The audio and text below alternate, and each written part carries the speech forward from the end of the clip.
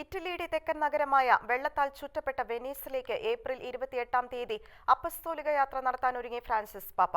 വിശ്വാസികളുമായുള്ള കൂടിക്കാഴ്ചകൾക്ക് പുറമെ ജദേക്കയിലെ വനിതാ ജയിലും ബിയന്നയിലെ പരിശുദ്ധ സിംഹാസനത്തിന്റെ പവീലിയനും പാപ്പ സന്ദർശിക്കും.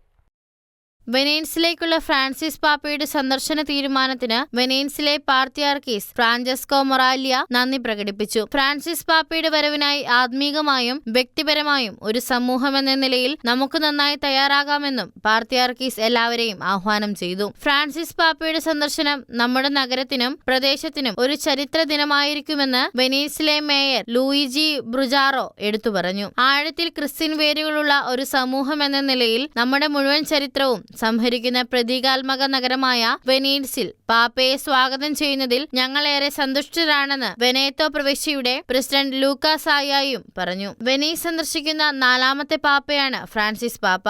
1972 പോൾ 6-ാമൻ പാപ്പയും 1985 ജോൺ പോൾ 2-ാമൻ പാപ്പയും 2011 ബെനഡിക്ട് 16-ാമൻ പാപ്പയുമാണ് വെനീസിലേക്ക് അപ്പോസ്തോലിക സന്ദർശനം നടത്തിയിട്ടുള്ള മറ്റു പാപ്പമാർ. സന്ദർശന വേളയിൽ 2024 വെനീസ് ആർട്ട് ബിനാരയിലും പാപ്പ പങ്കെടുക്കും. വെനീസിന്റെ മധ്യസ്ഥനായ വിശുദ്ധ മർക്കോസിന്റെ തിരുനാളിന് 3 ദിവസങ്ങൾക്ക് ശേഷമാണ് ഫ്രാൻസിസ് പാപ്പ വെനീസിൽ എത്തിച്ചേരുന്നത്. International desk ഷെക്കന news.